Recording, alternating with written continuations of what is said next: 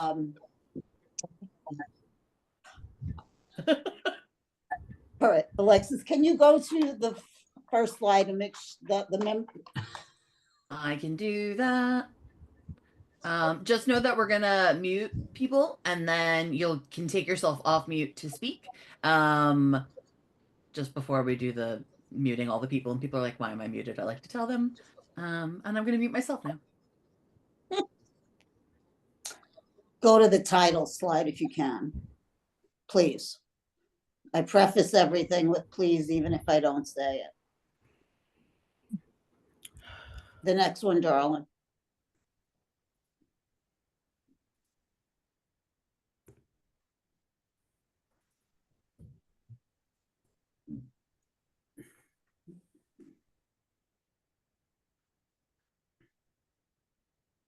That's the one you wanted? No, the next one, that one. The next one? That one, right? Okay, good. What is there?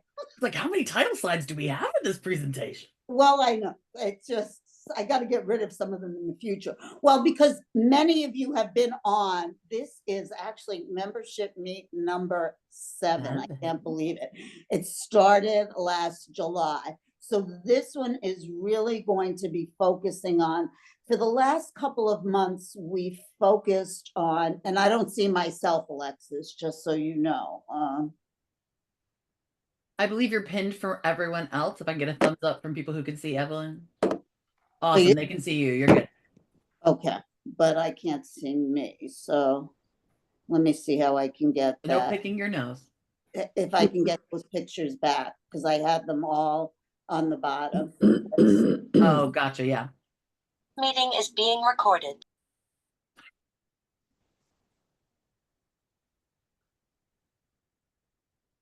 Yeah, they're not showing up there.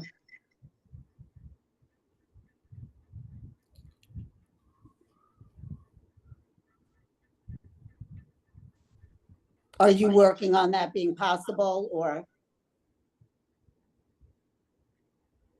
It's something you have to do from your screen. All right, I may play around after. I've got an. Yeah, it might be something worth playing. Here's the part where I tell you, I can see everyone. You're the one, you're the expert on all this. Trust that you're not speaking into the void, Ev, and then once you turn it over to one of the other speakers, then I think you can play with it and you'll find it. I'm gonna do the thing where I mute everyone real quick. Hang on. Say that again. I'm gonna mute everyone, so you're gonna have to take yourself off mute, Ev. I'm not on.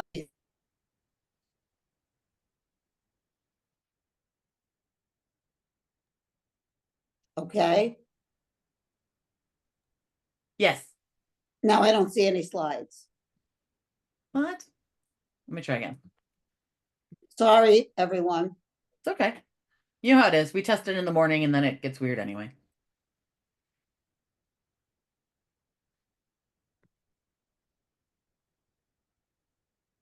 It should be shared now, the first slide. Let's see. All I see. You just flipped your camera so we can see your lovely table.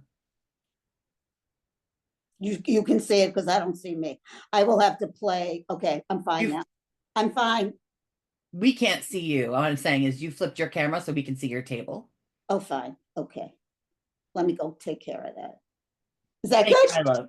Okay. There she is, our beautiful girl. Lord have mercy. Then I get so flustered I can't even talk. All right, that's not true. The best is this is membership meet number 7, and I feel like we've been smoother than this before, but anyway, such is life. I know. Well, it's the cosmos telling us, I don't know what. It's a beautiful, glorious day today up here. The sun is shining, the rain is not pouring down. It's the first day in probably a week. We have spent most of the last 6 sessions really talking about membership retention and the mission retention initiative with Sweet Adelines. This one, we're really going to focus on in response to people asking a lot about what is a successful recruitment program. Some of the conversation today will be a little more formal, whereas others will be really sharing what their course is focused on And I guess the one thing I would say to you at the outset is to pay attention, because in looking at these slide presentations and talking to people, what I really noticed is there are common themes. There's common things that people, that choruses are doing that lead to a successful recruitment, lead to successful recruitment. And at the end of the conversation today, I think we'll talk a little bit about what you see as the common themes. Next slide, please, Alexis. So this is kind of just an overview of what we're going to do. We're going to introduce everybody. I think I've welcomed you all. We're going to have a recruitment keys presented and recruitment programs presented specifically by Liberty Oak Chorus, Harmony Celebration.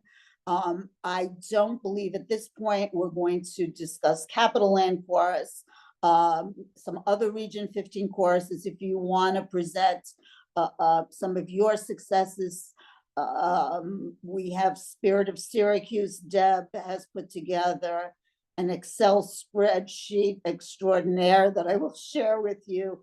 And we're going to talk a little bit about the Thrive Initiative, which is a Sweet Adelines initiative that is going to be going on for the next 2 years, that really strives to combine the membership recruitment that we did last year with Ignite the Sound, and membership retention, which is the mission retention.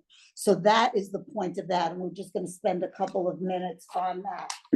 Next slide, Alexis. I really want to thank, first of all you all for participating today. I know Saturday mornings can be a tough one, and maybe we can figure out another time that is more conducive. I'm Evelyn Langenstein, the RMT membership coordinator. You all have heard from Alexis, who is the RMT marketing coordinator.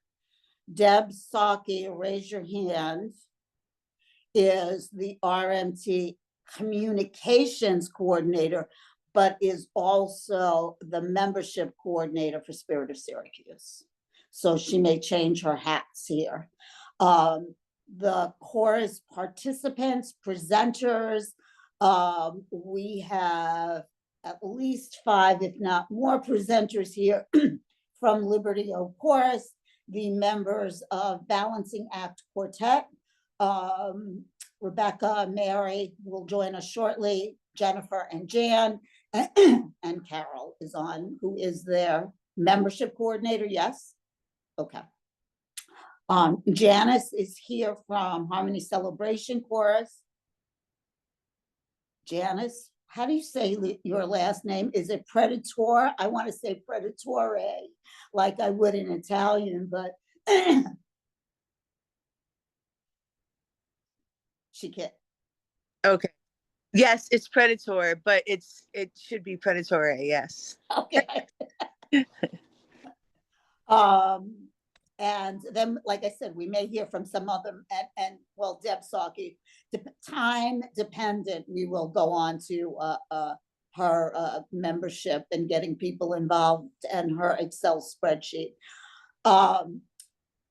So next slide. So let's get the singing started. That was their theme for Liberty of Oak Chorus for this this recruitment initiative that they did you just complete it? Yes. Okay, so take it away, Liberty Oak Chorus. I'm going to go ahead and start. Katie actually had this idea back in October, November. So this is something that was a fairly long planning process. She wanted to have a series of classes after regional competition, but before our spring show, which is coming up on June 8th. And she was hoping to have classes that would let people come into the chorus and and it would be tied to our show, and we would use a song from the show as an example song that the people in the class could use and learn. And if they successfully completed the program, they would be invited to sing with us on our spring show.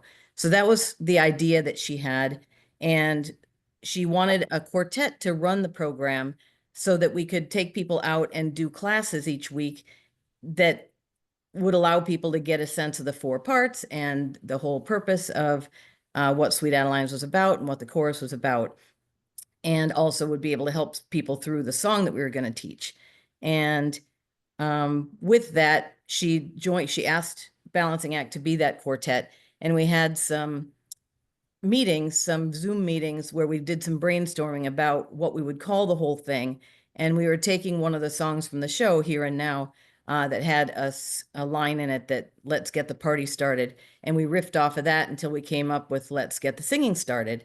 But she also wanted it to clearly be identified as the class of 2025. She wanted it to be like a graduating thing. She wanted the classes and she wanted a graduation. So she had some of these ideas, and we put it all together and had these meetings to set it up. And marketing was also involved really, really early, because we wanted to make sure that all of the materials were very clearly labeled and had the "Let's get the singing started," and then the class of 2025. So it really kind of tied it all together.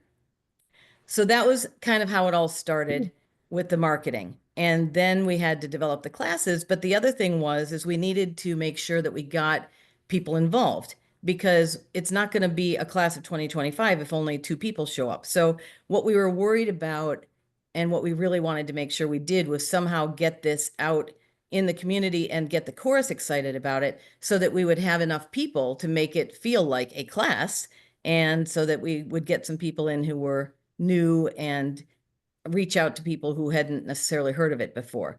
So to get the chorus to buy in, we had to really get some excitement going about what we were going to be presenting. We wanted to have an incentive program, meaning that if people got people to come to the classes, whoever got somebody through the whole class and to graduate, it got 2 free tickets to the show.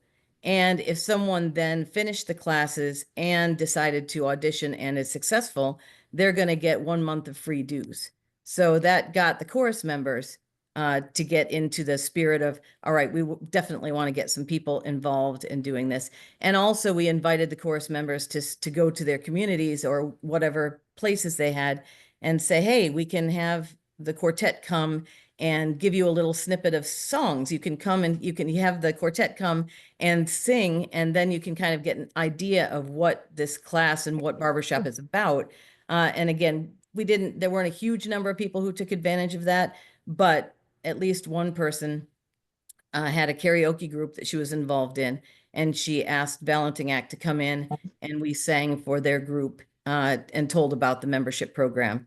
So that was an interesting and exciting way to introduce it as well. And then we came up with the materials. So let me have someone else talk about the different classes and the materials we came up with. I also want to say that we went out to a women's group with an octet, so 4 other people from the chorus, and we sang, and we had a lot of interest. So we were willing to just get out there and sing for anybody who was interested in possibly coming to one of our rehearsals, which is really how to get them in the door. Mary's big point, of course, is that, doing this allows people, number one, not to have to come in by themselves, because how scary is that to come into a chorus that has 80 women standing on the risers singing and dancing.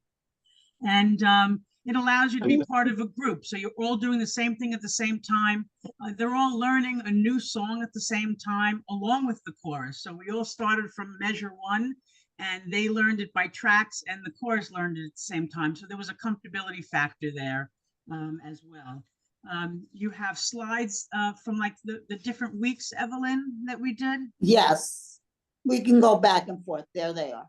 Okay, yeah. So as you can see, it was mostly, they were really done up beautifully, mostly between Jennifer and Mary, and because they're the brainies here of our quartet, and that they're the thinkers, and a lot of information about of just where barbershop started and what the different parts were. And we would sing for them and try to explain to them.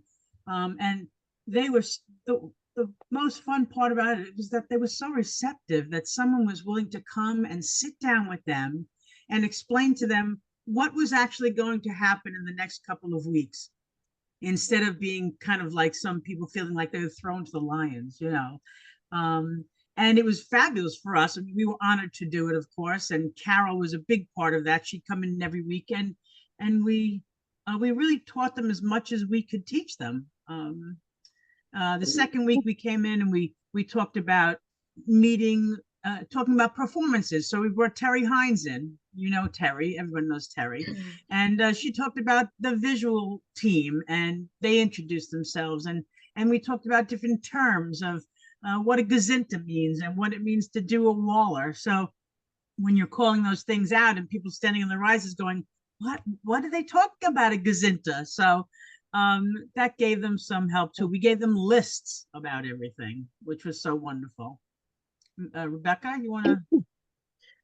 Well, like as you can see, you know, we provided a lot of information about barbershop, about Liberty Oak, about Sweet Adelines, but what we really wanted to make it was more like person focused. So focusing on the people coming in, getting to know them, making them feel comfortable.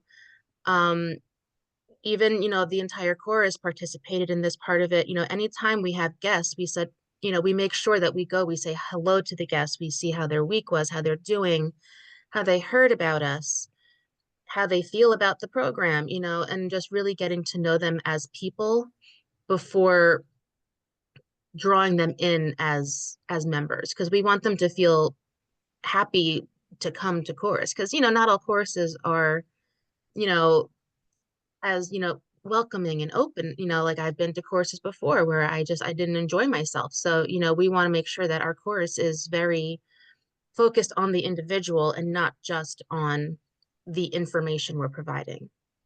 The very first week, we spent about 10 minutes just having people introduce themselves and talk about their singing background and a little bit about themselves as people. And we also told about ourselves. And each week at the end of the rehearsal, I mean, they would come in, they would do the physical and vocal warm-ups with us.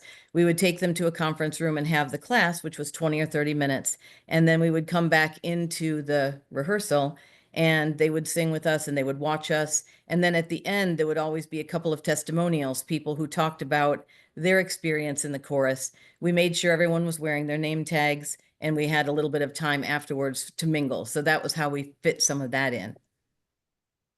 I think one of the things that was the most important was really making sure that everybody felt comfortable. We had heard from a couple of other visitors from people's friends that had come to visit once in a while, and they just felt it was intimidating. They were like, I could never do that. So this was a way of not making it intimidating, making it really a one-on-one experience where they felt bonded to each other, but also bonded to us. We're always going to be a resource for this class anytime they have a question or need somebody to come and talk to, or they're having an issue. And that's really, really good for them. We did a whole graduation thing also, which was great. We had little gifts for them. They have an LOC class of 2025 keychain and an LOC mug. And the other thing I don't know if we've said is we kept this completely separate from the audition process. This song was not an audition song. There's no strings attached. You get to come, you have 4 weeks of lessons and hanging out with us, and you get to sing with us. If this isn't something you can do right now in your life, then okay, fine. But we sent them home with enough LOC things, even like a bottle opener. So every time they go to open their jars, they see LOC to remind them, so that maybe when it is time in their life that they can do it, they're going to go, oh, you know what? Let me go try that again. So that there was no pressure. There was no pressure to join. But of our class, we had 7, right? And 6 are joining or have joined. So it has been a really successful thing. They got to see the personality of the chorus, and they've got to hang out with the chorus. So that was a really cool thing. And they've already bonded with each other Yes. right there within the class. So that was nice too. At the Yes. end of the class, we did have a survey that we put out, and I think that that's one of the slides as well. I think it's the next slide, because we wanted to know what people liked about the program, what people didn't like about the program, what we could have improved. And we also want to be able to evaluate it. So if we use this program in the future, we can make it even more effective. And so this was the survey that we gave, and we got some really wonderful comments back. And we've learned a couple of things too. We would like to have spent a little bit of time in our final on the graduation day, getting a chance to teach them a tag or to go through the song, because they would have actually liked to have sung in front of the chorus, as it turns out. And we didn't get a chance to do that. And next time, I think we're going to try to fit that in. They sang with the chorus, but they actually would have liked to have stood up in front and sung for the chorus as well, which is great. That means they really felt excited about it. And that's something we want to put in for next time. Does someone want to speak to the results of the survey? Carol, maybe? A plus. Can I just say one more quick thing? It was hard to decide what the balance was going to be between the class time that we pulled them out of the room and that we were off the risers doing because we went into a different room, into a conference room away from the chorus rehearsal. The rehearsal was still going on while we had the students out in the class. And this was a big part of our conversation. How much time should we be out of the rehearsal? You know, we want them to see what a chorus rehearsal is, but it's really important to spend a little bit of that one-on-one time, because we all have been there that first day and you're sitting there watching and you're like, wow. And I mean, I joined Liberty Oak when it was like 32 or 40 members. I can't imagine what it's like sitting there in that room watching on them now. And so one of the things we've also talked about in hindsight is that time really is important. And making sure that we take a good half hour to 40 minutes each week with them and really spend some one-on-one time with them. So when they come into that room, it's not as intimidating. But that was a back and forth we went. We were like 15 minutes, 20 minutes. You know, the first week is more time than the other weeks. Do you really need that much time? And it turned out we did, and we probably needed a little bit more. So Yeah, it was keep it. Getting the director on board, making sure that everyone was cool with everything. I mean, that was Katie kept on trying to bring us back into the room. But then when she actually got in there herself to speak to the class, she understood and realized, no, this is time that's necessary. Right. So one more thing was that we actually, like I said, introduced the visual team, but we also brought the board in. So I've just timed out of the board after 6 years. But we brought the board in and they all spoke about things. And then we talked about how important it is to volunteer, because as we all know, you may have 80 women in your chorus, but you probably have 10 or 12 or 15 of them that really like to volunteer. So we want to let them know that volunteering is a big part of the chorus as well, doing what you can to give back and to help and to do any little thing or big thing that you can. So we're all, you know, like that, the old well-oiled machine kind of thing, you know. Yeah, Right. introducing the culture of the chorus early. Exactly, Jan, so that people know what they're coming into is not just come and sing and leave. There's more to it than that. A lot of moving parts. Yeah. Sorry, Carol. Carol? That's No, okay. that was actually, you set it's amazing because you set the expectations. Really, you set the expectations marketing wise about what exactly was going to happen in these 4 weeks, but which a lot of groups do not do. You know, they say come for this, or, you know, come do this, but you really laid it out. Yeah, those slides that are on the thing that we just did before, the weekly plan was on our website. Yes. From the time that we introduced the program. So starting in January, those all the information about each class was up on our website so that people could see what was going to happen. And then, And as far as the survey, the comments were just incredible.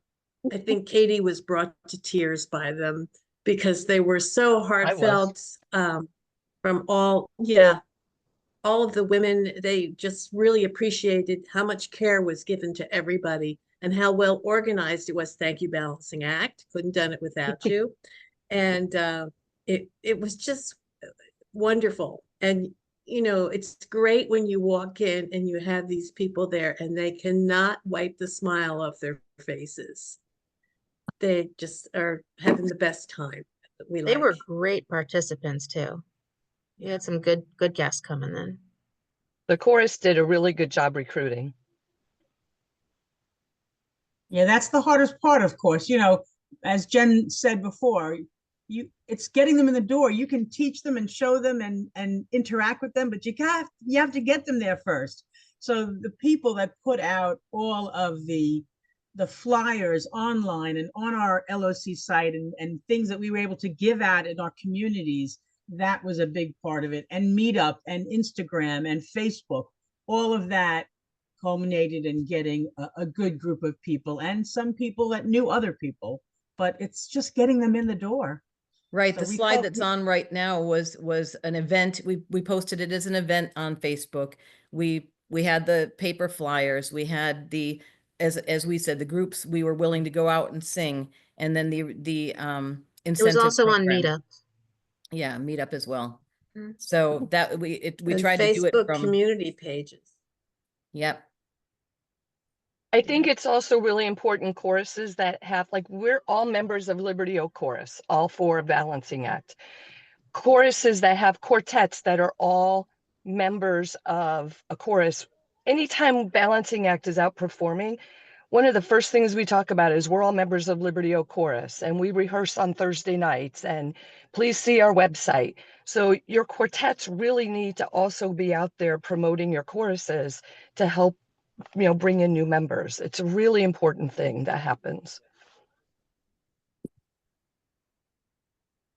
And I think that's pretty much the program. What questions do you have? Or Evelyn, is there anything that you thought we were going to cover that we haven't spoken about? No, but I started putting down all these notes because you really incorporated a lot and took it to the next level. A lot of things that we've been talking about for the last 2 years that constitute an effective recruitment program. You know, you included all the leadership. You had those discussions in the beginning. Unless you get buy-in from your director, from your music team, none of this, it's just not going to be successful. And as you said, Katie kind of came around to wanting to recognizing that more time needed to be spent. The other thing, you all started off from ground zero. So that's, you know, you learned a new song, because sometimes I think just like all this vocabulary, you know, we have our own vocabulary, and it's really important to explain that to people. So that was part of your classes. I will ask you after, let me just go through my little list here of whether, and I think you answered it, you thought having the quartet involved made it more successful or increase the likelihood that it was successful. I think you think that, you know, like. We do. One quick thing, I have to go because I have to go coach softball. But one of the other things we did was a who's who, because, you know, we stand on our risers and we talk about people that coach, you know, and we talk about them like we all know them, and new people stand there and go, I have no idea who this is. And it occurred to us like the second weekend, I think Terry Hines and I were talking about it, and we asked our marketing team if they could put together, on the last day, we gave out a who's who sheet for Liberty Oak, who our coaches are, who the big wigs are in the region, so that when we talk about them, they know who they are, who some of our, you know, most revered, you know, VIPs that are no longer with us, like Dale Syverson. And then on this sheet was a QR code, so they could go home and scan the QR code and see their performances and get to know who they are, so that, yeah, you know, it's not the international champion chorus, the international champion quartet. We had QR codes for each of those. You know, the international president links to the website for SAI, links to the website for Region 15. All of that was on our materials that we handed out. And we had QR Because- codes for some of the performances that were on our website. So you could scan the back of our QR codes. It will tell you that, our top 10 package in Phoenix. Phoenix. And the tutorial on a certain song that we were doing. So it really brought them into the website as well. And gave them a little insight into that. I have to go, but anybody who has any questions or if something occurs to you afterwards, please don't hesitate to reach out to Balancing Act. We'd be happy to help anybody. We love what we do. We love Sweet Adelines and we love this region and we just want to see it grow more and more and more. So if there's anything we can ever do to help, please don't hesitate to reach out to us. So Careful what you I know wish for, Evelyn's Mary. laughing because she's got plans. So Yeah. Careful what you wish I for. can't do But that. it's so much Careful, fun. little laugh. sorry, I just voluntold my whole quartet that we're doing stuff. So We're cool. anyway, Not for the first They time, follow I'm their lead. sure. Happy I know. birthday, Mary. I've got to go. Happy birthday, Mary. Bye. Oh, it's your birthday. Thank Happy you. birthday. It is. Thank Evelyn, you. we have a couple of hands up. Sorry. Deb and Laura, I both see. Deb, you want to go first? Sure. Well, first of all, I want to say how impressed I am with your whole program. It's wonderful. And you hit a lot of the things in my spreadsheet of things to consider. I have a very specific question though. Did you keep track of what brought each class student in to the membership program? Was it an LOC member? Was it a Facebook post? Did you even know what brought them? Yes, Carol? we do know, and it was all different things. Somebody saw it on the community page of their local town, because we put them out on, we joined all these community pages from different areas where people live, and we placed our thing there for free. It was just, just our work. And we did the Facebook thing. I'm not 100% sure that we got anybody directly from the Facebook boost. I think we did some Instagram. I'm not 100% sure on that too. Some of them were vague. They didn't know how they got there. Seriously, they couldn't really tell me. Some of Okay. them came in from friends. Yeah, so but it was some this and that. So I cannot tell you, having been in marketing my career, now I've long retired, but it's never just one thing. Right. But in our case, on their guest profile form that they fill out, we actually ask, how did you hear about us? Yep. We do always too. do too. And But that doesn't necessarily mean that you have the data. yeah. I Okay, think thanks. one came from Meetup. I know 2 came from members that were friends of these people that they worked with and brought them in. Yep. So yeah, it was definitely a plethora of things. We just tried to put it out all over the place. And like she Yes. said, we joined local towns on Facebook, join our, Howell and Lake, and just join all the town stuffs, and they allow us to post on there. And I think that helped. And whenever the Great. quartet performs somewhere, we're kind of like hawks. We're like, do you sing? Do you sing? Do you sing? We like to go around and talk to the people that we perform for and let them know, you can do this too. So, yeah. Great. Thank you. So awesome. Thank you. And then Laura, you have your hand up. Yeah, just a quick question. I noticed on the slide, you talk about the class being like 20 to 30 minutes. I was curious how long your rehearsals are, and then when people rejoined, were they on the risers with you? It sounds like for a little bit at the time at least. And or were they invited to leave, or did they watch the chorus? Like, what was the experience once they rejoined the chorus? Well, they did come on join. They first did physical warm-ups with us on the risers and vocal warm-ups on the risers with, and then we would take them out to the class. And then after the class was over, they rejoined us to do this particular song that they were learning. And when they were not on the risers, they all stayed and sat in chairs and watched us and had music in front of them that they could read along. If they read music, they could follow along with the songs that we were doing on the risers. So they stayed the whole time. At the end of the rehearsal, yeah, go ahead. We're sorry, we rehearsed from 7:30 to 10 o'clock every Thursday night with no breaks. And then they would stay. We did break slightly early on the nights that we had the classes, not actually break. We would stop to have the two or three testimonials from people in the chorus to talk about it. And then afterwards, everyone always is milling around and talking. So we had a chance to then socialize with the guests as well at the end. And I think the big common thread, and this is just our course, this is my only course I've ever been in. So the big thread that you hear from these testimonials are, we're a family, we're there for each other. We truly are a family. And I think people see that we are there for people in good and bad times. I'm sure all the choruses have that within their own chorus. But I think they absolutely felt that genuine warmth, that we wanted them there, that we wanted them to be part of us. And we paid attention to what they said and what they talked about. And they have become fast friends, absolutely, already. So one thing, if I may share, because I don't know how to put my hand up by this computer thing, but I've had my hand up here, so that I guess I'm past. You're Cindy. Well, tell who you are, because not everyone. All right, I'm Cindy Johnson. I'm part of, I'm with Spirit of Syracuse Chorus. I'm part of the membership team. I'm sure Deb has some of these things mentioned already, and some things I'm going to mention on her spreadsheet.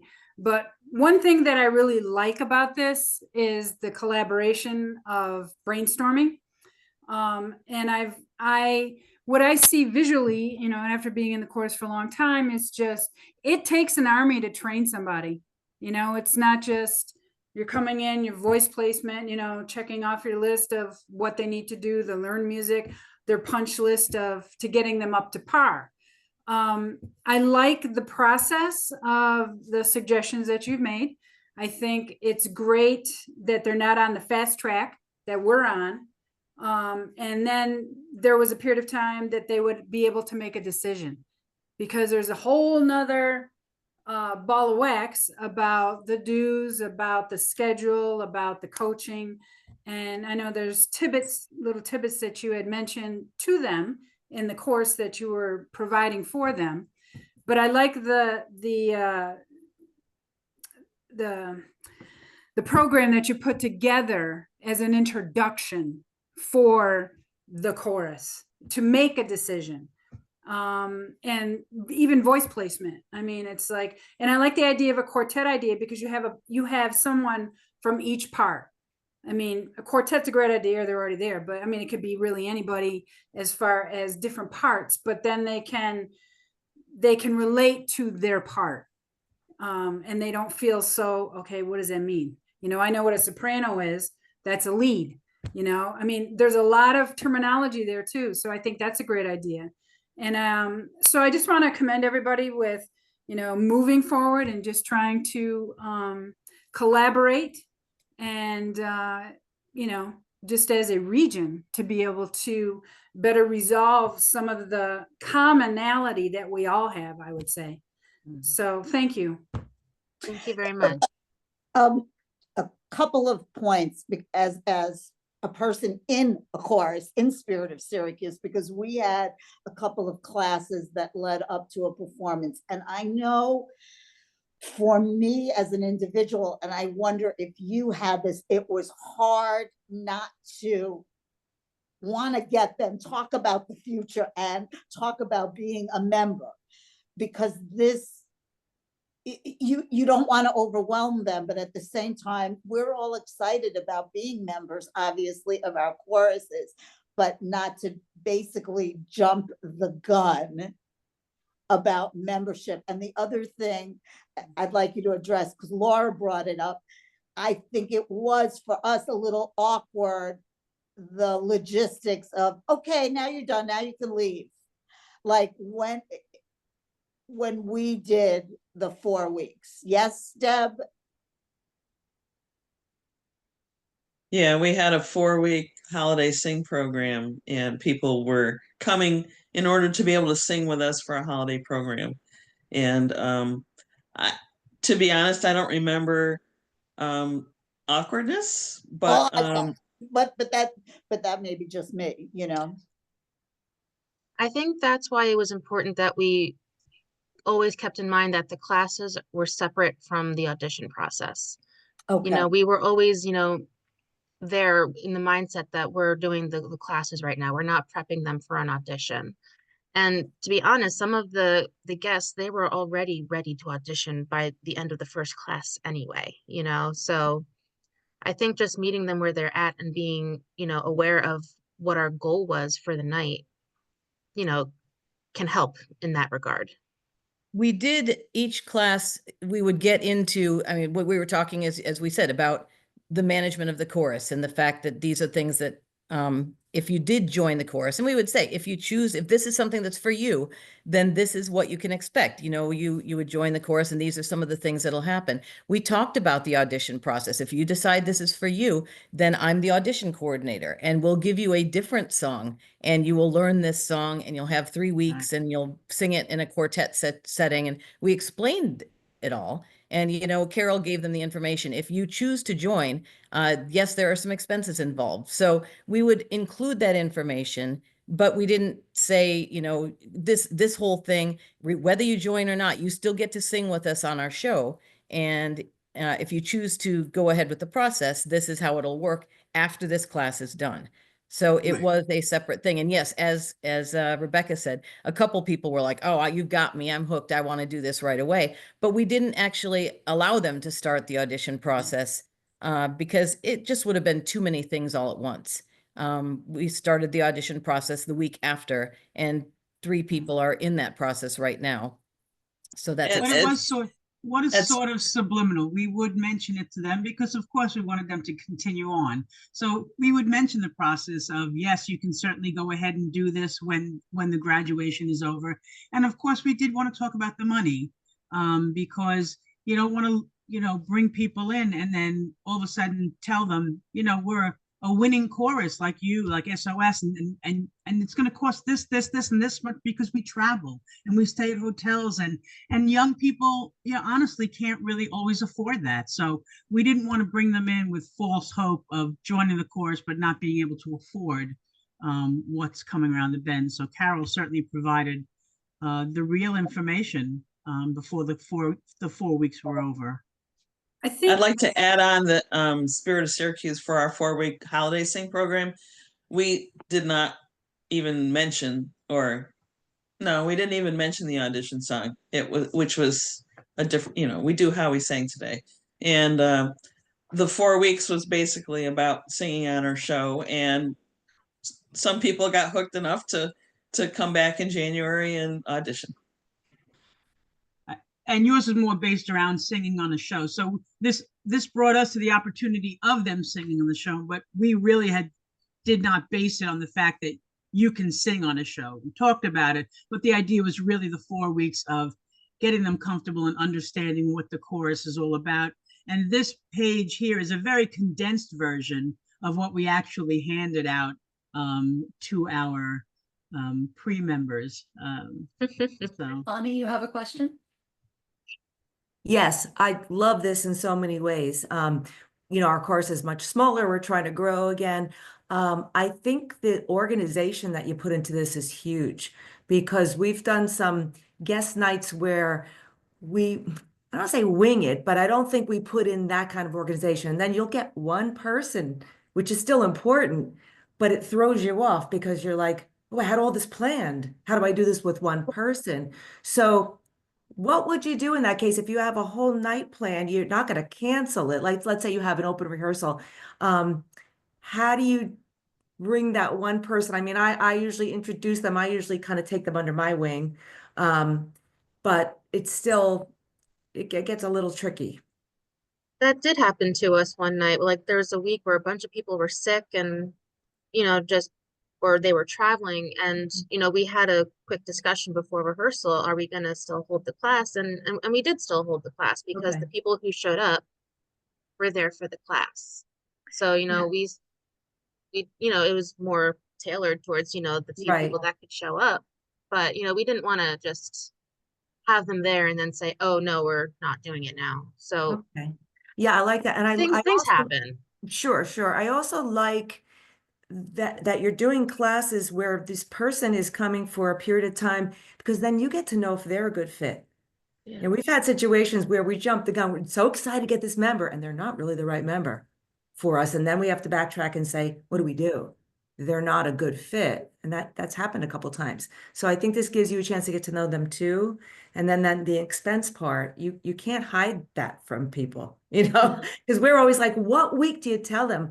I don't think it should be hidden, you know, you don't have to scare them with it, but that's you know, that's important. So I think I'm going to try to incorporate this, tailor it more to a smaller chorus, but I like this track very much. Thank you. We did tell them about the money probably at week 3. We told them about the audition process in week 2. We spaced everything out so that they weren't overwhelmed with all this information as they were in this class at the same time. So I think it worked out very good. And by the time, we didn't even ask them if they wanted to audition, even though we kind of knew who was going to. We didn't ask them that question until week 4. And then boom, okay, here's your materials. We'll see you next week. And even when people were missing from a class, we communicated with them while they were away, and we sent them some materials. Oh, this is what you missed. And, with it was constant communication with everybody, all during the week. So it was good. Between Jennifer and I, they got lots of information, and they heard from us frequently. Yeah, and no one felt that we overdid it. Good. The handouts got sent to them, and we touched base to find out what, if they were sick, how are they feeling? Are they better? Yeah, that's something that I do all the time. That's something I've really worked on is I communicate with that person, like you said, and get to know them. And you can really see the difference where if they're on the fence, they'll come back because they feel, that belonging feeling. So yeah, that's important. I really believe in the connectiveness of new members. And I always say they're like a baby bird and they haven't really learned how to fly yet. And even after they learn how to fly, they still need that reassurance. They still need that support of not only just resources. Resources is a big one. Okay, so you might have a website or something. How do I get to that? Some people might not have a computer. I mean, there's many venues that you could think about of scenarios that will help them. But I think that, coming up with compiling different resources or just a program for new members overall, that could be quite involved. Obviously, this is a great outline of an example, and I'm sure we all have that to some degree, but the brainstorming of tweaking what we might already have is even better, especially for Region 15 as a region overall, to help each other and just ultimately help the members. I mean, that's the bottom line here is the support for the new members. So we usually, they can tell that we're leads or, even when they come in, they don't get their ribbons of their part yet. But my point is that anybody, doesn't matter what part they're in, they can communicate and say, this person's the same part as you, or whatever question you might have, anybody can help you. We can point them in the right direction. If we don't know the answer, we'll get it for you. And so like I said, I love the different programs. I love the support. I really think that, I think we got a great program in itself, but improvement is always awesome. Anne, you have your hand up? And then back to Ev after that. There we go. Okay. Yeah, I think this was a fabulous program. I know Heart of Long Island, we're a very small chorus and we're really struggling to get more members. We tried doing a class in a library, and it was like a 4-week class, but it wasn't as all-encompassing as your program. Your program was really a great idea because you gave them a lot of detailed information separate from the rehearsal, which I think is really a good idea. A big problem we just had with a couple of people that came in through Meetup is we didn't give them the information about the expenses right up front. We got them involved. We were teaching them to sing, and they were becoming a group of us. And then when they were like, yeah, I think I'd like to do this, and we gave them the information about the dues and stuff, they bolted. You know, it was just, they just thought it was too expensive, and it's really not that expensive on a monthly dues program. And because we are small, we need every penny that we collect in our dues, because we have the rehearsal space like everybody else does that we have to pay out. We have the director that we have to pay. So we do need them to know that this is something that's going to happen. So now we've incorporated it into our book for the visitors. And I think there's a lot of these things that we need to incorporate into our rehearsals when we do have visitors that I think will be a good idea. But we now have created a book, and we've put in like our chorus expectations, the expectations of the members, the expectations of the director, and we've given like a good explanation of the fees that would be involved, expenses that would be coming out of pocket, that and where it goes, breaking it down for them, that there is the SAI dues and there's the space that we have to pay for. So we kind of really, to give them an idea right up front, because we didn't do like, we're not doing a class, they're visitors that we're asking if they'd like to join. So we figured if we give it to them up front, give them a better idea, they won't be there for a couple of weeks and then decide to bolt because they hear that there's expenses. But I do love this whole class idea, and I'm going to bring that back to my course and see if we can incorporate something like this. So thank you for all this information. It was great. One of the things you said that struck me, and I don't even know if it was the initiative with getting, you know, offering incentives to members, free tickets, you know, 1 month free dues. And you said a lot of people didn't take advantage of it, but, and that's what I think is important too, is to just try different things.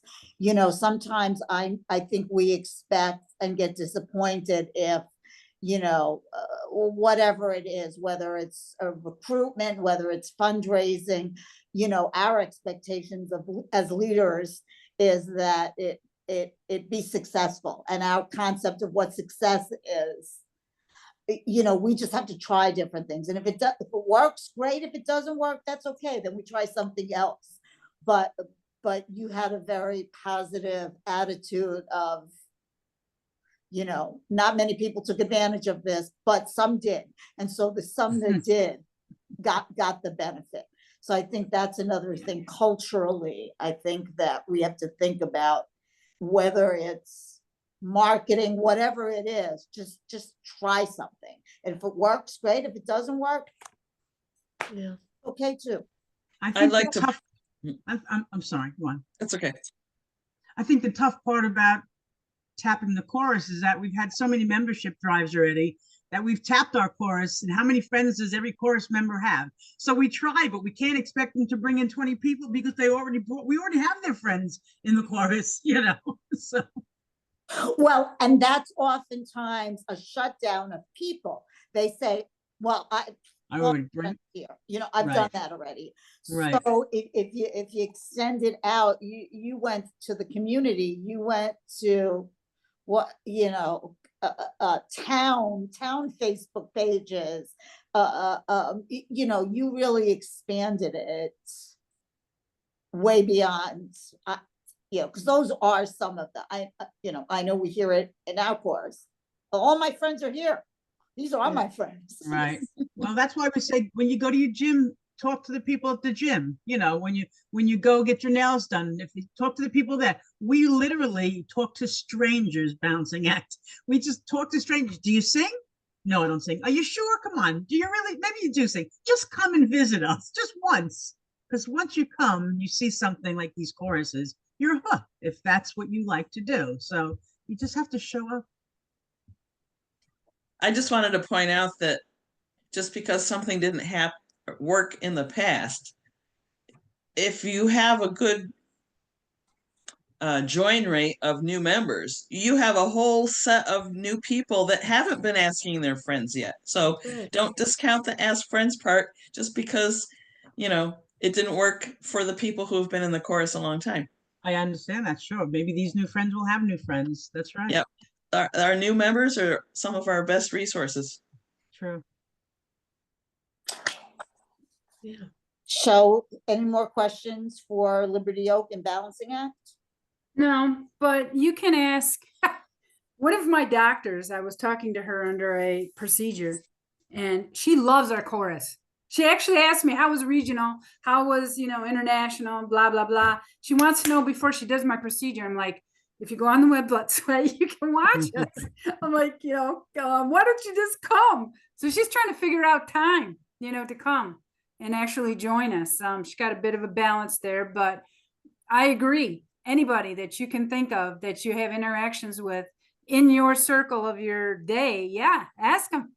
I agree. Never forget that what we do is cool. And even if people don't want to do it like we want to do it, they still are excited to hear about it and to support it, right? Like we need people in those seats clapping for us too, right? That is also a wonderful moment of outreach.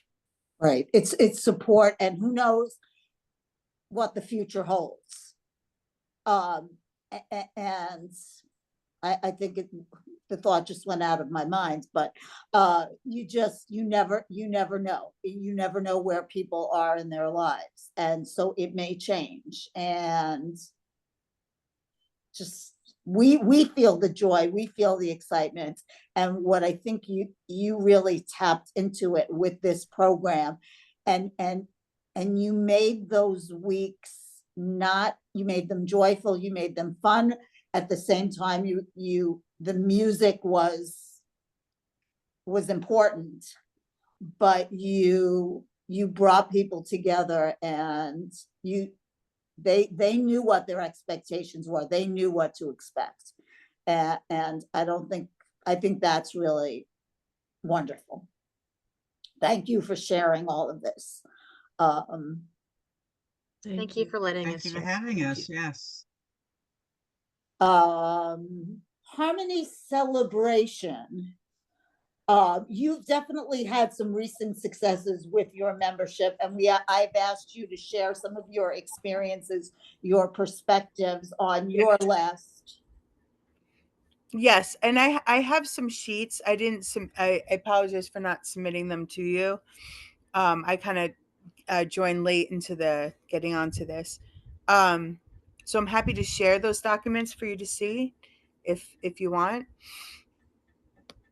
So we did things that were very similar to LOC in ways, but they definitely took it to a higher level and more in depth, and that sounded wonderful. And thank you for sharing, because I feel like we've got a lot of ideas off of that. So we had a 3 weeks of harmony, and it says I guess I can't share when you're sharing, Evelyn. Give me a sec. I'll change the permissions. Okay, thanks. I just did it. Oh, thanks.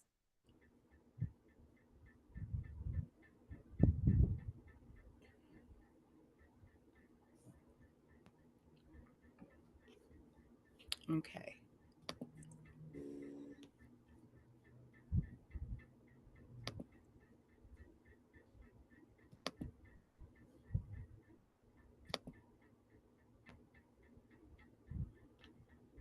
Okay, it's going now.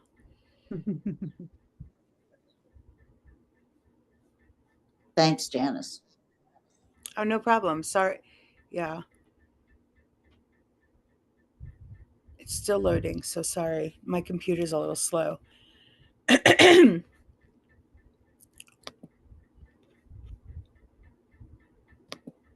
And if you want, Janice, before I send out the presentation, if you want to send me whatever it is, I can incorporate it and then just send out the one slide deck. Okay, thank you. Sure. Yeah. It's doesn't seem to be sharing. Is it a file or is it like a Google Doc thing? It's a Google Doc. If you want to drop the link in the chat, I can share it from my end. Would that? It might be easier if your computer's giving you trouble. Okay. Okay. But while I'm trying to do this, so we had a oh shoot.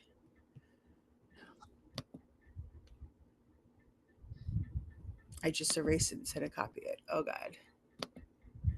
Okay, hold on. I'm so sorry. We have all been there. So Do we not had worry. a we basically had yeah. We basically so within the 3 weeks of Harmony, we had we did stations, kind of like classes like the LOC did. So we would have members go out, for doing tags, and then we had them out for like barbershop 101, just explaining like they did with the words and what things mean and what it's about. We had a station where we showed videos of our performances, and then we had, hold on, I'm trying, let me just put this in the chat.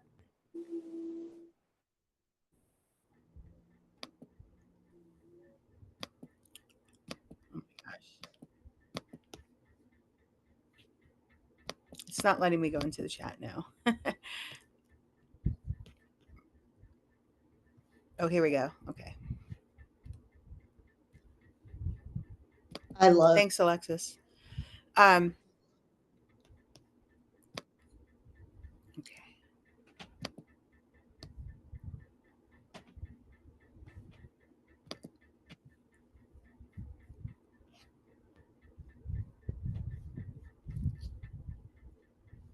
Okay, there we go. So like for instance, week 1 we did voice placements, and then we had this for, this is just the layout of what we were going to do each week, and then we had a form for each week, like with a timeline with times of where we move when and everything. So this was, we had voice placements, and then a welcome. We did some physical and vocal warm-ups, and then we were teaching songs. We did rehearsal, like so what we did differently was that we had normal rehearsal for our members, and then we took the guests out and did stations. So they did like an icebreaker activity, get to know each other, videos in history and tags, and choreo we also did. So and then we'd sing a tag with the members, and the chorus performed for them that first week, and then we had after the end of every week we would have food and socialize. So can you scroll up a little bit, Alexis, or down? Sorry. Okay, so like for week 2 we just did so we had work with Over the Rainbow in New York, New York, and then we did sectionals, and then full group work was when the chorus was rehearsing and the guests were pulled out for barbershop 101, and then Diane would do choreo with the guests again. Then we did like icebreaker activities again, and the chorus performed songs for them. And then the week 3, as you can see, we just did we did kind of a similar pattern. So it's kind of like a dulled down version of what LOC did, because LOC really sounds like they did a lot more, but that's kind of what we did. And that was really successful. We had a 6 weeks of song and did the same thing where we had stations every week, and that was a very successful. We retained a lot of members in that one, and we also did we had another like a sing into spring event, and that Janice, was what was the first one called? So you've done this 3 weeks of harmony. Okay. Yeah. And when did you did this one in 2023? Yes, I actually did this when I was membership. So I'm marketing now, but when I was membership prior to this. So Emily and I did this during when we were membership. And so you advertised for 6 weeks of song. We did. Sing into spring. How did you focus on come join us, or just what was the targeting message, I guess is the question. I guess I think the targeted message was like, we were kind of approaching it like, oh, you can kind of learn, like you'll have like singing lessons, and free singing lessons for this amount of weeks.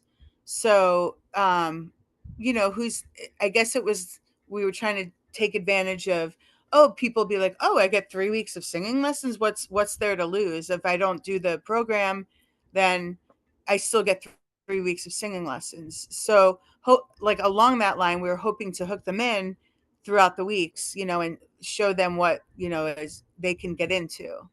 So we had a good number of people on this one as well. I can't remember the number, but we did have a good number of people on this, and we gained some people from this as well. So I feel like we advertised on Facebook and Instagram, and people spread the word. We did meetup as well. We've gotten quite a bit of people also from our website. People Google courses in the area or something, and they'll just find our website and reach out to us as well.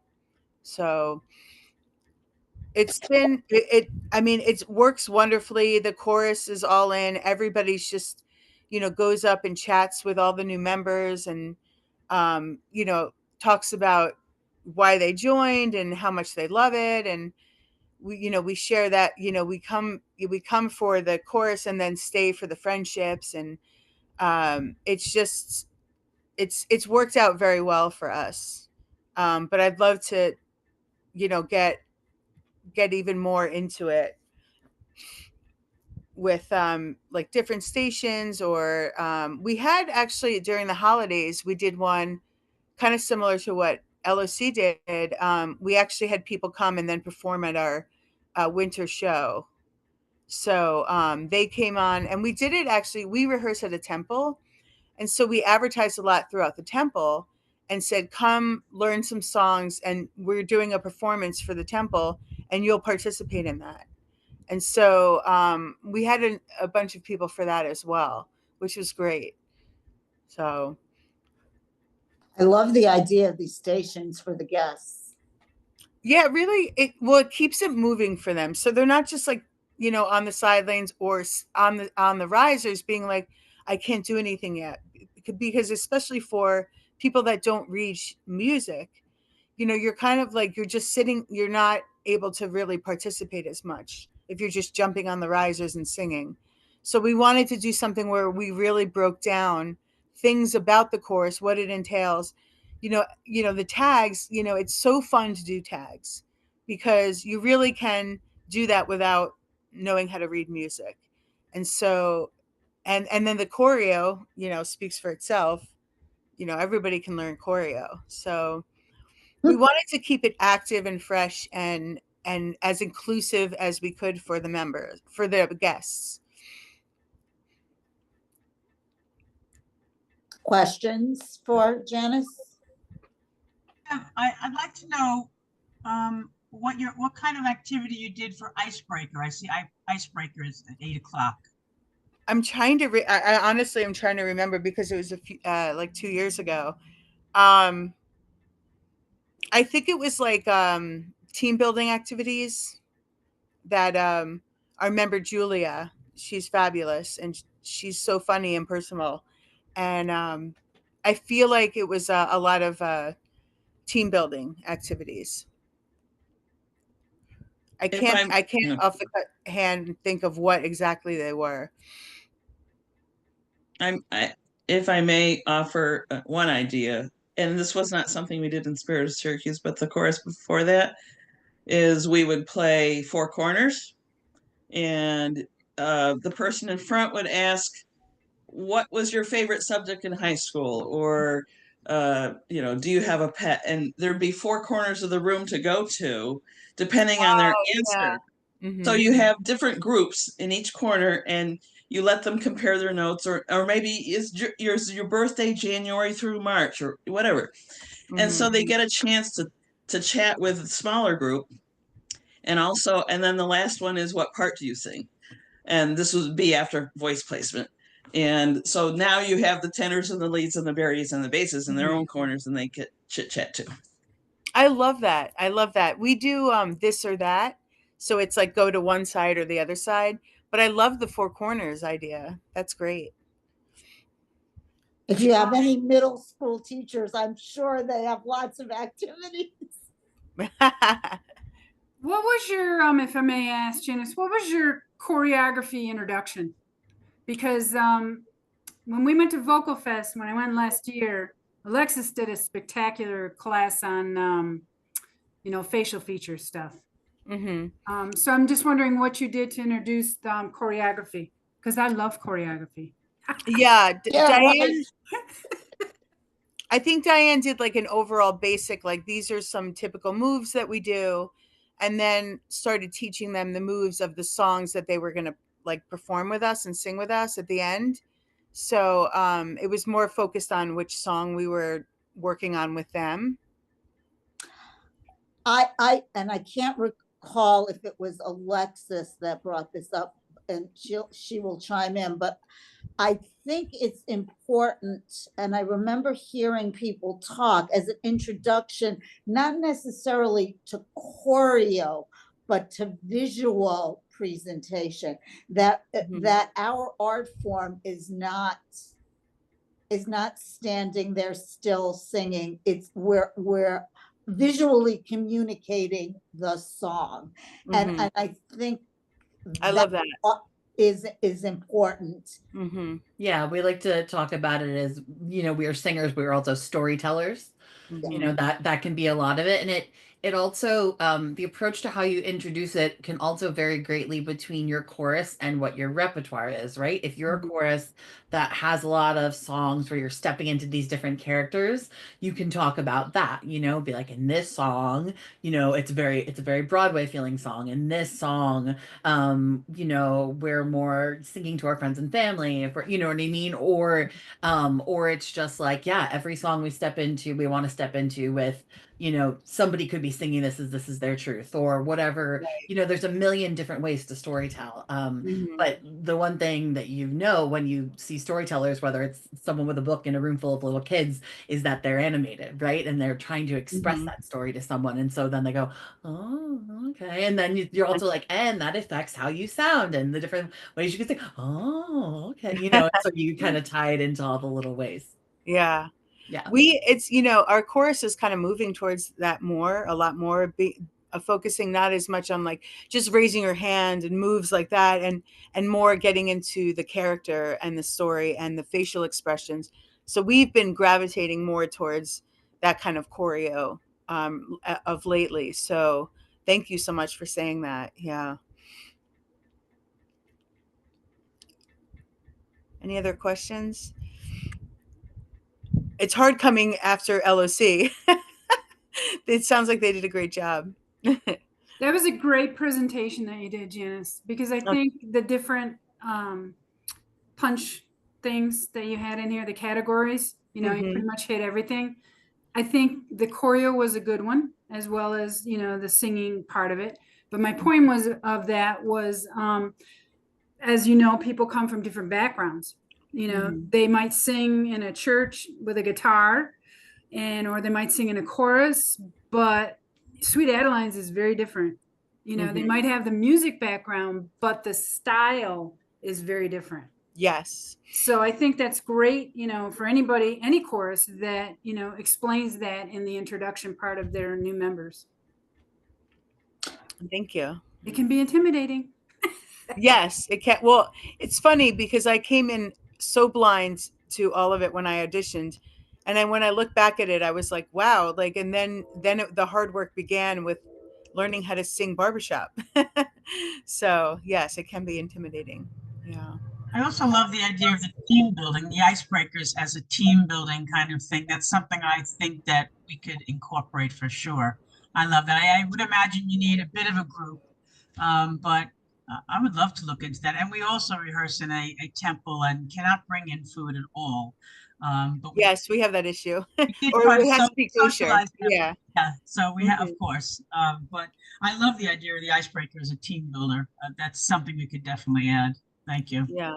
Katie and I have been joking that I need to just come in and do a night of like theater games and ice figures with LOC for years, and then we just never figure out the schedule. And then y'all moved your rehearsal nights to Thursdays, and I was like, well, I got a rehearsal on Thursdays. Thursday. But at some point, hopefully I can get out and play with you guys because I Yeah. got tons of those.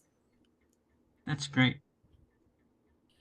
Well, I think what you all have shown, both of you, and we're going to do Spirit of Syracuse spreadsheet in a second, but because we want to talk for a couple of minutes about the Thrive program, but what I think you've really incorporated is the two aspects of things, is that you need a plan. You got to have a plan, but you got to have that vision too.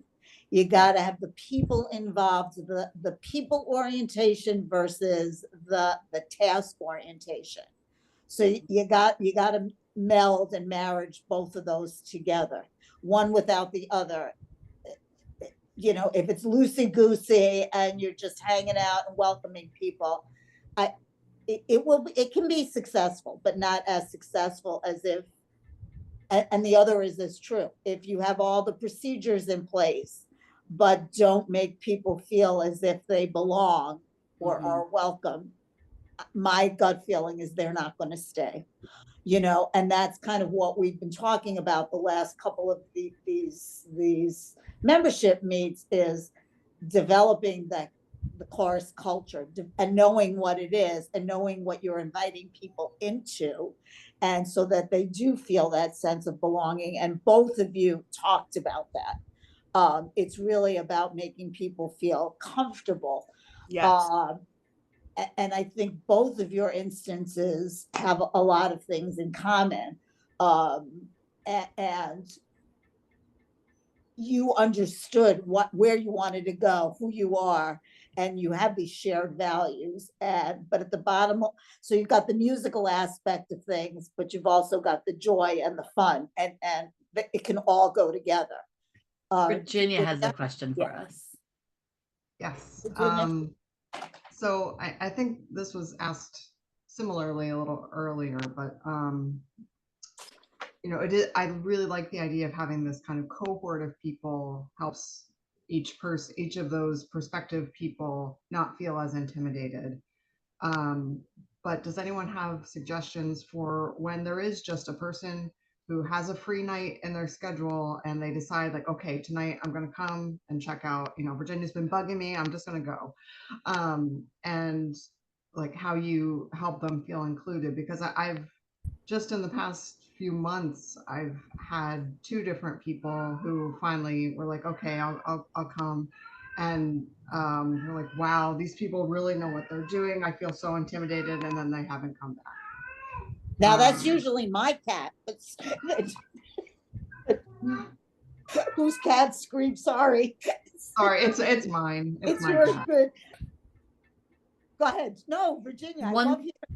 One thing I can say about that, at least in Sirens, is we've played with a different number of ways to do membership nights, including, like, there was a period of time where we literally had like a 3-night sequence. We had like perspective night, audition night, and welcome night. It was like a 3-week series, and if you could come during that time, you could, and if not, you did the next one. And we have done versions of that, and we've also done rolling versions over the years. And now we're kind of in a place where we're doing it almost seasonally. So we're looking in that way where it's like, okay, it's January, it's a new year, and we have this much time before spring contests. So let's open things up here. When do we think is the last date we could have someone audition and still feel like they could successfully become a part of the chorus fabric to be a part of this next performance? And so we've kind of been doing that thing where we've open and closed our audition process based on the time when we can kind of cohort a group of people, especially because Sirens has never been a huge chorus. And so to have the human bandwidth to make sure that different people are in different parts of the process are successfully being folded into the music of the chorus, the culture of the chorus, all the organizations we sing with, you know, all those sort of things. It's a lot of information. And so we have found that having them kind of in seasons has been helpful. And so our membership team does a lot of work following up with people too. And, doing that thing where it's like, you can always come visit, sort of thing. And you can kind of join us for, warm ups and things like that and come out to the afterglow afterwards. But like, this is the season when we're doing our auditions, which for us has been really helpful just because of how many people we've had and how it's worked for us. I know Bonnie's got a hand up and Jen's got a hand up. Yeah, when we have single guests come into Liberty Oak, Carol is fantastic as a membership coordinator, making sure that they have a lot of information before they even come to the first rehearsal, because people don't usually just show up. They contact Carol, or if they're a guest coming with someone who has been bugged about it, Carol gets a hold of them, or people contact her so that they know when the rehearsal is, where the rehearsal is, because sometimes our rehearsal locations change. And that way she can also give them information about what to expect, when to be there. She has name tags for them. And then she has a team, a membership team, those people will talk to the person who comes in as a single person. And she always pulls me in as the audition coordinator, not to talk about auditioning, but just because I might be interacting with them in the future. So she wants them to see a face that they will see again in the future. And we all just kind of chat. Oh, what is your musical background? What do you like about singing? So we talk to them before chorus. And Katie loves to have guests. The whole chorus loves to sing for people. So there's always that kind of, oh, we have an audience tonight. But also getting a chance Katie will actually address them specifically a lot of times during the rehearsal. Now, this is what we're doing here. What did you think of that? And so she'll ask them questions. She'll kind of pull them in by including the guest in the rehearsal to see what their impression was. And we always have any guest come up for the physical and vocal warm-ups. Then they sit out and we do a little performance, maybe 2 or 3 songs. And then she'll say, now this is what we're going to do to work on this song. So if you decide you want to join, this is how we learn the music. And we'll introduce the idea of, there's learning tracks. You don't have to read music, blah, blah, blah. And then if we do have a guest, we try to also break early enough that there's time to chat afterwards. So we may not have a formal program, but that's what we'll do when somebody comes in as a guest on a given night. I'm going to go Bonnie and then Jamie, and then we're going to bring it back to Ev and Deb because they've got their Spirit of Syracuse stuff to present. So Bonnie? I was just going to say, Virginia, we just started doing a seasonal open rehearsal. So we did in April, and we're doing flyers for every month now, because we're calling it an open rehearsal because I realized this from our last meeting with the last regional membership meeting, is that what you advertise has to be what they expect, right? So we had, yes, I did take my notes. And I thought, well, people have come in and said, when we haven't advertised it as an open rehearsal, they've come in and said, I thought I was just singing. I thought this was just for fun, and it was awkward. So what we're calling it is our rehearsal, but it's also the night we do refreshments. So we advertise that, and then if they contact me and they say, well, I can't come that night, but I could come a different night, I say, yes, you're always welcome to. And if they, of course, I'm not going to say no. So then I try to ask their background and what they're expecting. And if they say, well, I've sung in choruses, this and that, I really want to do harmony, then I know they want to sing. And then if they come, where the director Carolyn will take them aside. We might voice place them, because if they look eager and they want to be on the risers, come on up, and then some just want to watch. So you have to find out a little bit about them. And then if they're on the fence about when to come, I encourage them to come to that open rehearsal advertised night, because then we're it's more geared. But we always do gear it where Carolyn will turn to them and say, this is what this means, this is what we usually do. So we modify it, but you never want to not have a guest come. And I think Jamie, you had your hand up yet? Ooh, hang on. Let me do this. Ask to unmute, and then maybe it'll pop up. Okay, am I unmuted? You're good. Okay, I was just going to say we're a small chorus, and we do often have a lot of just single walk-in people, or they'll contact Cheryl, our membership chair, and we have a membership booklet that she gives them, and she also gives them a packet with a lot of our music.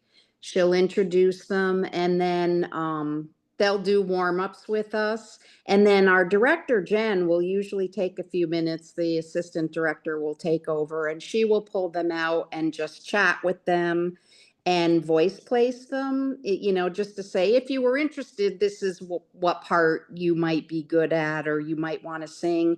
And then when they come back, they have the choice of just sitting and listening and following with the music packet, or they're welcome to come up and stand next to one of, if they've been placed as a baritone, stand next to a baritone, and they can listen on the risers as to what it sounds like. That's it. Yeah, thank you, Jamie. Yeah, that's pretty much how it's gone for us too. So Yeah. Very good. So I think it's over to SOS now, right? Well, we kind of put, Deb is aware of this, so don't think I'm shortchanging SOS. We kind of put us in there just in case. Wasn't really sure how long the presentations would be, how many there would be. So this was a kind of, okay, if we need a filler, Deb, will you? So. But we do have good information to share, so. We do. So if you could put up the spreadsheet. And give me the high sign when it's time to leave enough time for Thrive. I need about 10 minutes. Okay. Great. I'll give you the proverbial hook. Oh, yeah. Yeah. That never works. Mute me. Well, while she's pulling that up, I just want to mention that our very first official membership drive after COVID the target was basically to reach people who wanted to join something, because people had been holed up and not doing things. And our marketing message was, find yourself, find your voice, find us. And so it really was focused on finding people who wanted to join us. And that was a pretty successful one. And that's not what this spreadsheet is. And I know spreadsheet's kind of a scary word for some people. This is more of a shopping cart of ideas. And I want to point out that just like LOC and HCC had pretty involved planning and everything, the first column on this chart is about planning. And I cannot emphasize enough how important it is to plan ahead, because there are a lot of things to cover. You might have people showing up and going, well, I'm here for a rehearsal, and you're going, oh wait, we need name tags. I mean, that's just a little thing, but if you have all those things planned, what the rehearsal schedule is, what you're going to do with guests as they come in, it helps to plan ahead. So the planning phase is super important. And I did want to mention one thing. We came up with a Google form for people to register ahead of time. And that really helped get us our arms around who to expect and also their background. And we didn't have to take time for them to fill out a guest profile form. Now, obviously, walk-ins are still welcome. And we get both. We do get both. But the online form, it's on our website. A link to, if you want to visit rehearsal, click here and they fill out the form. And that's really actually been the source of a lot of guests, is people are at our website and go, oh, let me click this form. And the form actually asks for, well, which rehearsal do you want to come to? So we know when to expect them. And it asks for, obviously, for their email address and other contact info. So we can reach out and say, oh, well, this is what you can expect. And thank you for, planning to come, etc. So I wanted to mention that Google form is a really good idea if you can manage to do that. So the first thing is the planning. The next one is how to promote it. And we've heard several ideas on how to do that. We did have targeted Facebook ads to help in this official membership drive. This was in 2022. And we found that actually seemed to increase the number of people coming. But we did lots of things. Some of them didn't necessarily work out. We have not had success with Meetup. We've tried a couple times, but each area is different. So those are the kinds of things you want to look at for how to get the word out. Then you have your materials preparation list, and I don't really want to go over the details of it other than one thing that we, along the lines of wanting, or of people wanting to belong, we wanted them to get a sense of how they belong to their section. And we came up with a ribbon idea. For every person in the chorus has a ribbon with the color of their part and the name of their tag, or their, on the tag. And so when somebody got voice placed, they got this ribbon, and all of a sudden they belonged to a tribe of people wearing the same color ribbon. And our music folders are also color coded to the ribbons. The contents of the folder are completely the same, but having a green folder, because I'm Barry, that's just so obvious. We know who to engage with. So that's a very specific thing we did that seems to go over well.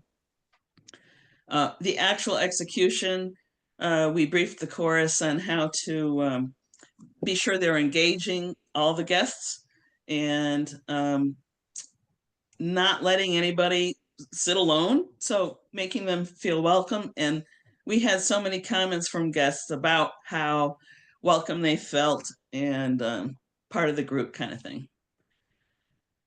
What the director did, this was before we had our new two co-directors, but the director would take out the guests and meet with them, a mini class, voice plays, that kind of thing. So that was part of the executing. Can I just interject? One yes, of the yes, please. they did that I personally thought was ingenious is when they took out, and I think this was Sky and Alicia initiated, correct me if I'm wrong, Deb, but they would have them sing, not necessarily be voice placed one-on-one, but have them all sing together. And Yep. so they would get a feel for, they would try to, maybe it was voice placed, but as a group almost, and see where people felt comfortable. So it wasn't as intimidating as we're voice placing you singularly.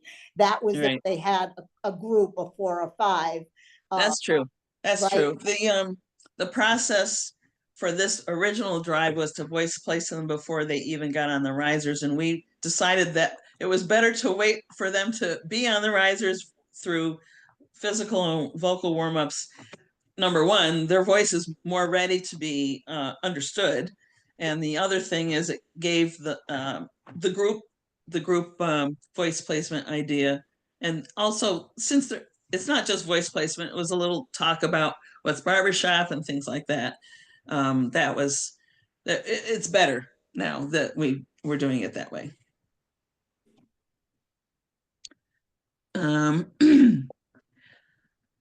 Critical is also the follow-up. Do you give them phone calls? Do you send a little card?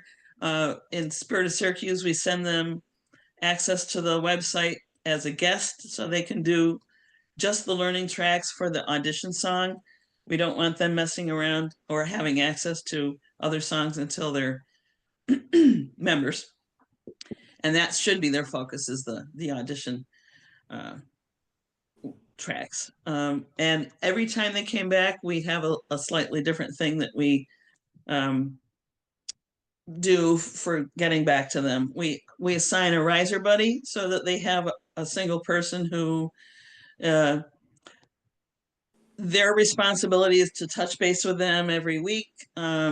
see if they have any questions, how comfortable are they, and that helps them feel included by having someone watching out for them. And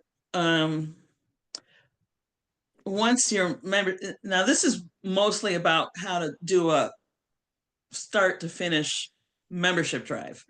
So at the end of a drive, which is a project, you always want to have a lessons learned, because like, for instance, we discovered that having voice placement before rehearsal was not a great idea, especially if people came late and were already doing rehearsal. So just hold a lessons learned session so that you can capture the things that went well, so you can do them again, and capture the things that you want to do better next time. And that's good project management practice. So I initially made this spreadsheet as like a shopping cart of ideas, and you have to realize not all of these things make sense for each course. In fact, you don't want to do them all, because that's way too much. You want to pick and choose the kinds of things you want to do that your chorus has the bandwidth to support and the interest in supporting. So it's not really, this is not a map on how to do it. It's really a shopping list is what it is. Now, more recently, so that was a big drive in 2022. We kind of did a similar thing in 2023 in the fall. That did not go as well. The first one we got, I think, 10 new members out of. The fall one was 1 or 2. But the what has really kept the chorus going is the walk-ins. We have had people are attracted to us either through public performances or people in the chorus. One of our newest members, I was talking to the person taking my blood for a blood donation. She goes, well, I'm too busy, but my mom might want to do it. And well, she's in our chorus now. So, the word of mouth is always good. But so we tend to get the onesies, twosies kind of stuff coming in. And we do stuff very similarly to what was already explained, which is we meet with them, we give them materials, they get voice placed after the warm-ups, and then we welcome them back up on the risers. We're very informal in that sense. And at some point in the program, the rehearsal, then the director will ask the guests to go down and we'll perform for them so that they can see what it's like, at our performance level, as opposed to singing along with people around them.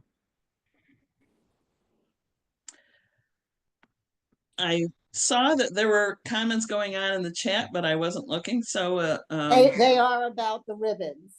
Oh yeah. So I went and got it. So okay. Yep. There's the bass ribbon. There's the baritone ribbon. So questions, comments? Leads are yellow ribbon. Just have to say. Don't leave the leads out. Well, the tenors were turquoise, so it was really based on the fact that we could get these really nice plastic folders for the music, and they came in those 4 colors. And I'll tell you this: invest in plastic folders, because the paper ones rip and get worn out. The plastic ones we can keep reusing. And you're perfectly at time, Deb. Yeah, I'm looking over at my clock. It's like, wow, 1 minute. I know, Jan. I'm sorry. The piece on the end of the ribbon, it's made of like a loose light with a Cricut machine. Yes. Yep. Okay. Very good. I love them. We're stealing that. Sorry. No. No. Please do. Cool idea. I love it. Every chorus is showing up to Vocal Fest with their version of what those colors are now. Just wait for it. Just wait. That's cool. That's beautiful. Thank you. Do you want to know? Yeah, our colors could all. We could also. Did you snort? Yes.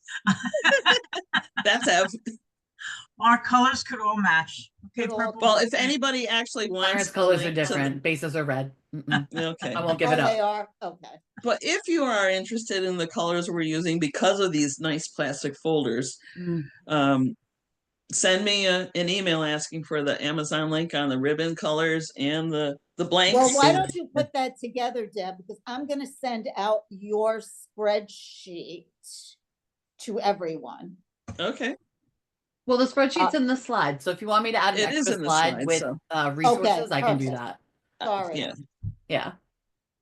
Obviously, it's not the only way to do it, but if you're interested in our way, I'm happy to supply that.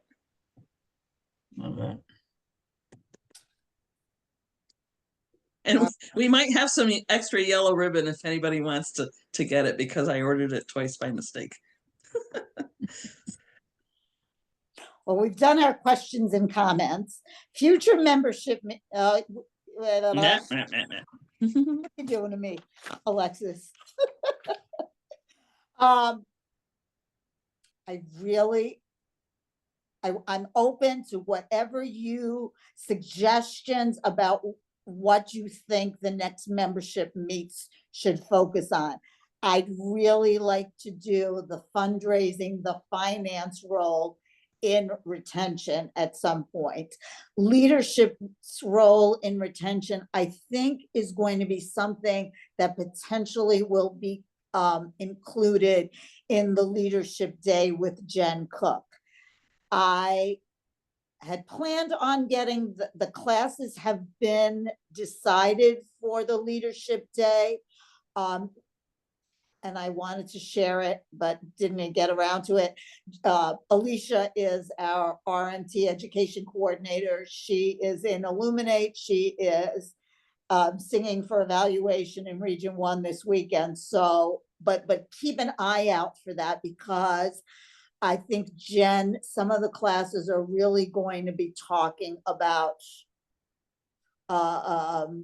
the role of leadership in membership retention, which I think is crucial, and I think we really alluded to today. But if you have any other ideas, please, I'm open to it. I'm kind of thinking, that's June 7th. Planning on taking July and August off. September, I believe, is Vocal Fest. I thought I put it on a slide, maybe I didn't. But we may, if I get some great ideas, we may have one more before we go off to Internationals October. So maybe one more membership meet. Anyway, get back to me. Let me know if there's specific topics that you think would be useful. Next slide. We may need to have one that talks about some of these other things, and the SAI initiative, which has been, it's in the process of being rolled out. We've received an email about it, but the particulars are still in the process of Region 15 taking that information, and what it is a pilot program that's running for two years. So May 1, 2025 through April 30th, 2026. There is a resource library that is a compilation of all the resources that you all may use for your recruitment and retention goals. Now, the next slide, I think got a little ahead of myself. The whole idea of the program, as opposed to in the past where the focus of some of these dollars was on music, the goal of Thrive is to maintain and increase membership retention through programs that are focused on non-musical needs. So in the past, we had, there were dollars, there were funds available to support musical needs. What Sweet Adelines is learning is that, it's not a secret to anyone that we are losing numbers, we are losing chapters. How do we retain chapters? How do we retain members? When surveys are done, people aren't leaving, choruses aren't folding because of a lack of musical education. We have a lot of musical education. what is potentially lacking is administrative leadership training. So this program is really focusing on the mission retention and the Ignite the Sound membership recruitment and retention resources through the non-musical needs of courses. So finances, marketing, community relations, website development. You know, what is it that our courses need to stay healthy, to thrive? So you're going to hear more about this in the coming month or two from international as well as from your RMT. Sounds vague, but but I think we can see that you know, there are courses that need website development. One of the things that from listening to you all today, and if you take a really good look, Bonnie was talking about last month's marketing and focusing on people knowing why they're coming and knowing what to expect. It's a critical part of that is your website presence. Okay, having that up to date is I believe is crucial. And I think you all have shown that. And I found so much information. Liberty Oaks membership drive here was all spelled out for people from A to Z. It was pretty amazing. So that's it. Thanks, everyone. And Thanks, Evelyn. Thank you for everyone participating in it. Thank you so much. Thank you so much. Great ideas. Great conversation. Thank you, everyone. Everyone. Good meeting. Glad to see you. Evelyn. Thanks, Thanks everybody. for Thanks for attending. bouncing it. That was great. Yay, Thanks for all bouncing the it. ideas. Yay. Yeah. We love all the ideas. Thank you. Yeah, can't wait to steal some of them. Good idea. Absolutely. Absolutely. Jan, I want have to ask you a purple ribbon. question. Jan, It's not stealing. It's No. Right. sharing. Sharing. All right. Ginny's gone. I wanted to make a comment about her cat. All right. Jan, are you a nurse? No. Oh, I was going to wish a happy Nurses Week. Oh, well, you can wish it to me. you 'Cause can. I'm a nurse. Happy Yeah, Nurses you Week. can. Thanks. Happy Thank Nurses you for Week. all you do. Thanks. Thank you. All right. Thanks, everyone, again. Bye. Take care. Bye, Bye. everyone. Have a great Thanks, weekend. everyone. Bye. Take care.